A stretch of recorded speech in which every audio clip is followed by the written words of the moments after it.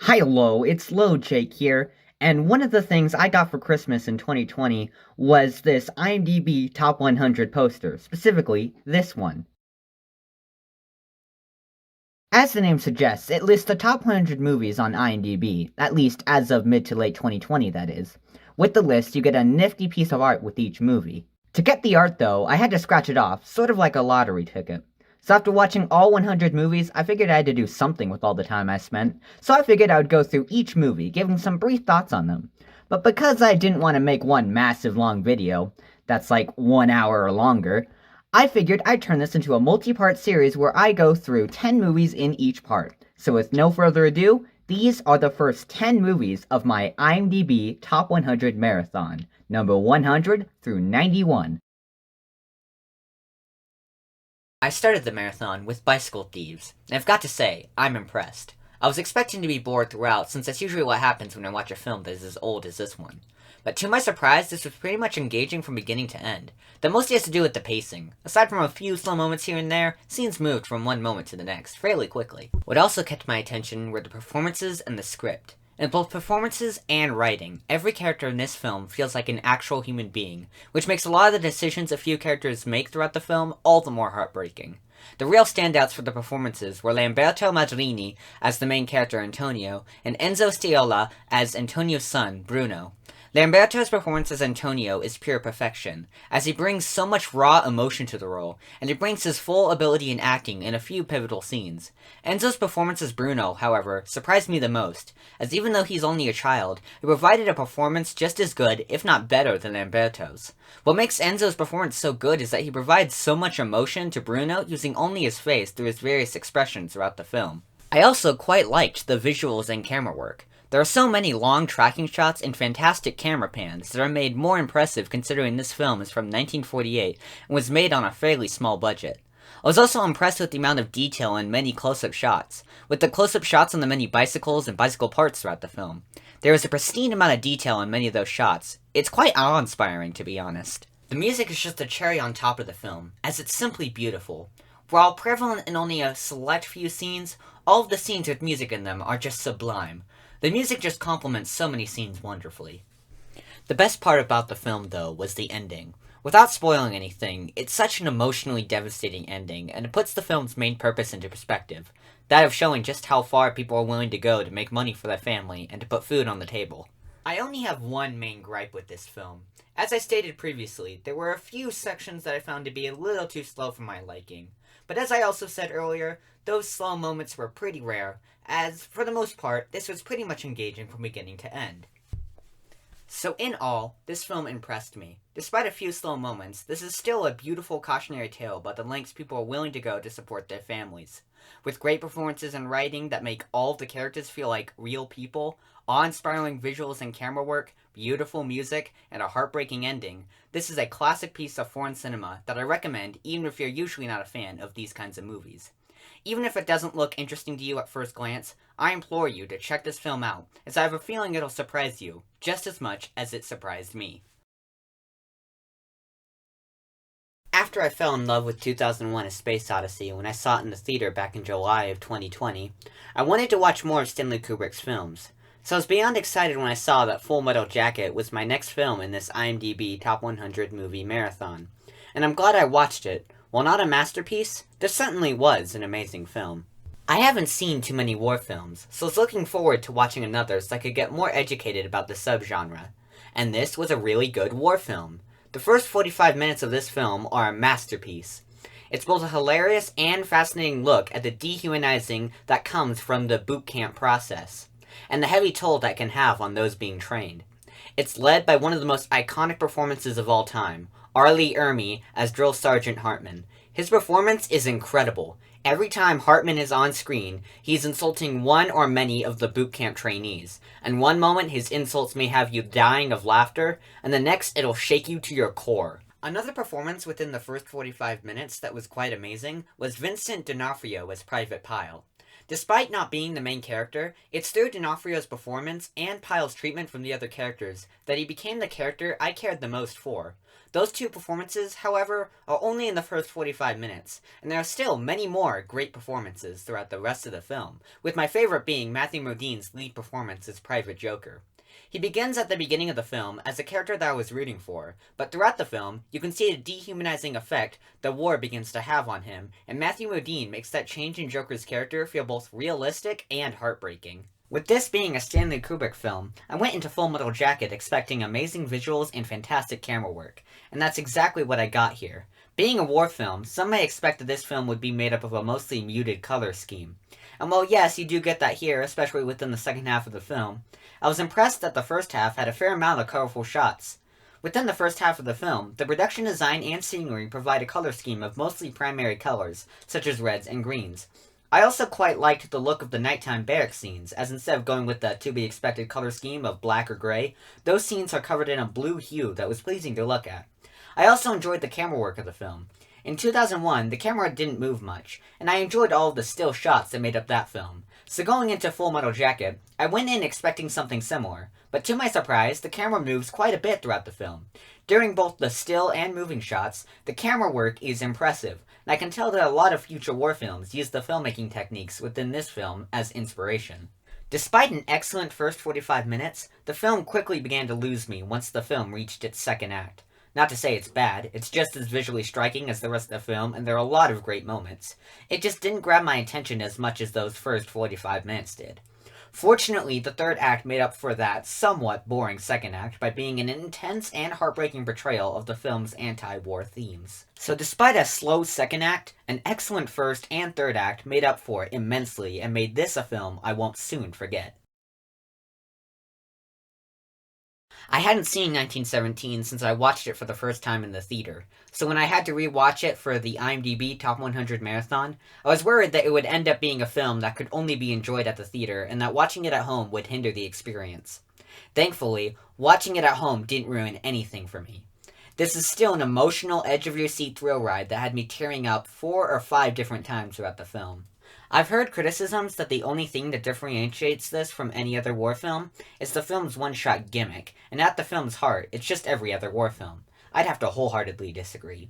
Firstly, I don't consider the one-shot effect a gimmick. I think the one-shot effect enhances both the emotion and the intensity of the film, simply because the effect makes you feel like you're on the battlefield with the film's characters, almost like a video game in that sense. I also don't think this film is just another war film, as, unlike most war films, which most of the time are ensemble pieces, 1917 just has a singular protagonist. Most war films use their ensemble cast to explore war in a variety of ways. 1917, on the other hand, uses its singular protagonist to explore the impacts of war on one single person in full detail. What also helps enhance the emotion and intensity of the film is the score. The score was done by Thomas Newman, who is a composer I adore for doing the score for Finding Nemo, which is my favorite film score of all time. Thomas Newman has a talent for making cinematic film scores that are also atmospheric and emotional. 1917 is no different, as its score feels cinematic and is also atmospheric at some points and tear-inducing at others. Every single one of the standout moments of the film for me features the score in some way. The cherry on top of all of this is the visuals. The cinematography is done by one of the best cinematographers working today, Roger Deakins, and it's incredible. There's no better way to put it. This is simply a gorgeous-looking film, and it's all because of Roger Deakins, whose keen eye for beautiful scenery and elaborate camera work makes this a film that deserved its Best Cinematography Oscar. The visuals are made even better with the VFX. At first glance, you would think that this film has little to no VFX, but there are plenty of visual effects work being done throughout the film. However, it's very minimal and is used expertly to enhance the scenery. I think that the fact that you couldn't tell there was VFX work at play in multiple places throughout the film is why the Academy gave this film the Best Visual Effects Oscar, and for that same reason, I'd have to say that the film deserved it. I don't think I can put it any simpler. This film is a masterpiece. Only a few films can still feel like first-time watches, even on multiple rewatches. This is one of those films. I didn't expect to like Citizen Kane as much as I did. I usually don't like films from the 1930s to 1940s era of movies. I usually find them to be very boring and not very interesting, such as Casablanca, which I found to be very boring due to its slow pacing. Citizen Kane, on the other hand, I found to be engaging from beginning to end. What mainly made the film so engaging was the performances and the screenplay. The performances were all fantastic, putting great emphasis on the emotion, with the standout being Orson Welles as Charles Foster Kane. The screenplay was also incredibly well written, to the point where it feels like a screenplay that could be written today. As I stated before, I find movies from this era to be very boring, and another reason for this is that I find the dialogue to be very dull, as I find the dialogue from that period to feel very monotonous. But with Citizen Kane, the dialogue feels very modern, and I think that's why this movie held my attention for the entirety of its runtime. The visuals were also simply stunning. It boggles my mind how many of the shots they were able to do in 1941, with sweeping camera movements and dramatic lighting. With the lighting specifically, I appreciate how the lighting helped set the tone for each scene, which many movies after this would use very effectively. Although I liked Citizen Kane quite a bit, I can name one flaw I had with it. It's only one flaw for what is, to me, a phenomenal film, but it kept me from giving it a 5-star rating.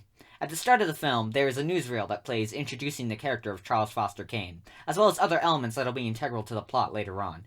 On its own, I like it, mostly because it's a different way of introducing the plot and characters, since most films, especially those that were released around the same time as Citizen Kane, would use characters spouting out exposition to introduce the plot. However, my main issue with this newsreel opening is that I found that it spoiled a bit too much. A lot of the information given during the newsreel would have made for great reveals, but since I already knew they would happen, they had less of an impact. Despite that, though, I loved the film. But when it comes to the conversation on if this is the greatest film of all time, I have a mixed opinion. You see, when it comes to objectivity in film, I see it as non-existent. I don't think a film can ever be considered the greatest of all time, as film is a subjective medium, and it always will be. So while I enjoyed Citizen Kane quite a bit, I don't consider it the greatest movie ever made, as I don't think there'll ever be one. There'll always be a favorite movie for everybody, as that is subjective, and Citizen Kane could be someone's favorite. It's not mine, but it's still an amazing film that was truly ahead of its time. Wow, did this film wreck me emotionally. I'm going to keep this section very brief, as I don't want to give anything about the film away. Just know that I think it's a 5 out of 5 masterpiece, and I highly recommend it. Just make sure to watch it on a day where you don't have anything planned, as you'll need to spend a couple of hours after the credits roll simply sitting back and reflecting on the film. I had already watched Eternal Sunshine of the Spotless Mind back in August of 2020 before I'd watched it for the IMDB Top 100 Marathon, and I fell in love with the film both times I watched it. Eternal Sunshine of the Spotless Mind is such a beautiful story about memory and how it affects past relationships. The film is so visually interesting, using practical camera effects and editing tricks, with as few visual effects work as possible to fully represent the inside of the main character, Joel's mind. The screenplay is also incredibly well written, with each character feeling like real people while also still having a sense of enhanced theatricality to their personalities. This is helped with the expert performances, with Jim Carrey probably being my favorite of the film. Jim Carrey plays against his usual roles, where instead of playing the goofy, exaggerated characters we know and love him for, he instead plays a softer, more subdued character, and he somehow does it perfectly, making him a protagonist that I care deeply for. Eternal Sunshine also has a pretty unique story structure. The story is told in a very non-linear way, which I didn't like on my first viewing, as I found that it made the story very difficult to follow. But when I rewatched it, I fell in love with it, as not only did it make the story feel unique, as stated earlier, but I also loved how it challenged me as a viewer by forcing me to pay attention to certain visual cues to find when in time a specific part of the story was taking place. For instance, Clementine's hair color is used excellently to signify when exactly in the relationship a specific section of the story was taking place. Overall, this was a film that I just fell in love with. It's just such a unique film that tackles themes of memory and relationships that I found to be super relatable. On my first viewing, I was split on if I would put it in the list of my favorite movies of all time, but after watching it for a second time, I swiftly planted it into that list where I think it belongs. While I found it very flawed, there was a lot about Dangal that I still very much enjoyed. It helps that I went into this with absolutely zero expectations. Firstly, I had never heard of the film. Secondly, it was my first experience to Bollywood cinema. And this ended up being surprisingly enjoyable. It's a sports drama, which I didn't expect, and a surprisingly entertaining sports drama at that. It is the kind of sports drama that attempts to make you sympathize with both the trainer and the trainee. In this case, the movie tries to get you to sympathize with both the father and the two daughters. And in the grand tradition of movies like Rocky, there are quite a lot of training montages. And the training montages in this film are well done for the most part. They do a good job making you feel the amount of pressure and effort the characters are putting into their training. The training montages are also elevated immensely by the music, which even though I don't speak Hindi and couldn't understand the lyrics, still sounded great. This is also a pretty great looking movie. The visuals use mostly natural lighting, and it creates such a pleasing look that also acts as a wonderful showcase of the many Indian landscapes throughout the film. As this film centered around wrestling, it also did a great job at keeping the many wrestling scenes throughout the film feeling both gripping and intense. However, that is where my praise ends, as even though I quite enjoyed Dangal, I still had a lot of problems with it. Firstly, the film had some pretty egregious pacing. The film was 161 minutes long, and in my honest opinion, it did not need to be. So many scenes tended to drag, and there were a few scenes I felt could have been removed completely, and the film would have still felt the same. The filmmakers also decided to add in some unneeded narration that just felt unnecessary. Not only that, but the narration was done by the protagonist's cousin, who was barely in the movie, so it just made me wonder why they had him narrate the film.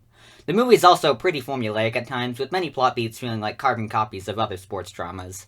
So while it's all around well made and well acted, Dangal could have been so much better if it wasn't for the unneeded narration, the plot that's just a tad bit too cliched for my liking, and some awful pacing at times.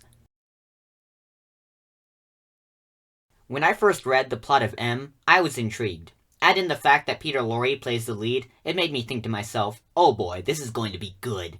So it's disappointing that I found the film to be just okay.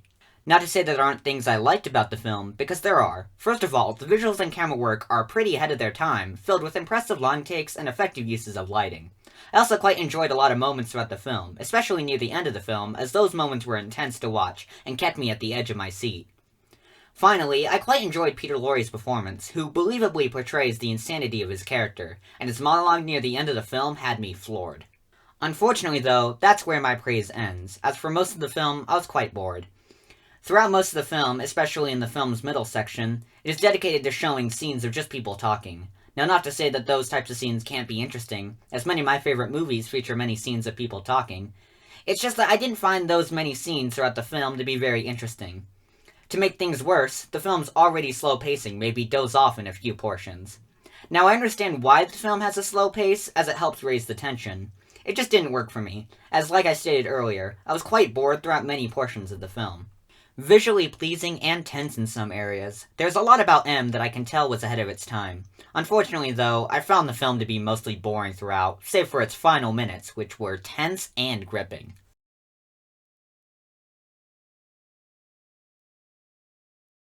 While I don't see it as the masterpiece that people claim it to be, I still found Vertigo to be a pretty good film. It's visually great, and the omnipresent score sucks you into the world of the film. Where the film falters, in my opinion, is in how the reveal of the mystery was handled. The first reveal was quite great, and it made me question how the movie was going to go on. However, once that second reveal came, I found myself feeling underwhelmed, and as that reveal continued, I began to like the film less and less. That then led to an ending that, while not necessarily awful, still felt a bit underwhelming considering how much it was paying off. I do think I'll give this film a rewatch sometime in the future, as maybe it'll make me rethink the film's many payoffs. And who knows, maybe by then the film will improve in my eyes, and I might just see it as a masterpiece like many other people. Another movie that just destroyed me emotionally. Requiem for a Dream was an all-out assault to the senses, but considering the film's subject matter, it worked wonders to make certain parts even more disturbing than they already were. Just like the drugs at the centerpiece, the film begins with an inviting feeling, but as it goes on, you soon discover the horrors that lay at the end, until it ends with images that'll haunt you, never for a second leaving your mind. What invites you are all of the likable characters, who you can tell love and respect each other, and it's the slow descent that rips at your heartstrings, culminating in an ending montage that features one moment of pure sensory overload after another, until it suddenly stops, making both you, as a viewer, and the characters themselves reflect on the moments that have just occurred. Needless to say, this was a masterpiece. This isn't going to be for everybody's taste, but this was a sometimes soft but mostly terrifying look at drugs and the horrors that come from them. After seeing this, I don't think I'll ever touch a single drug ever again.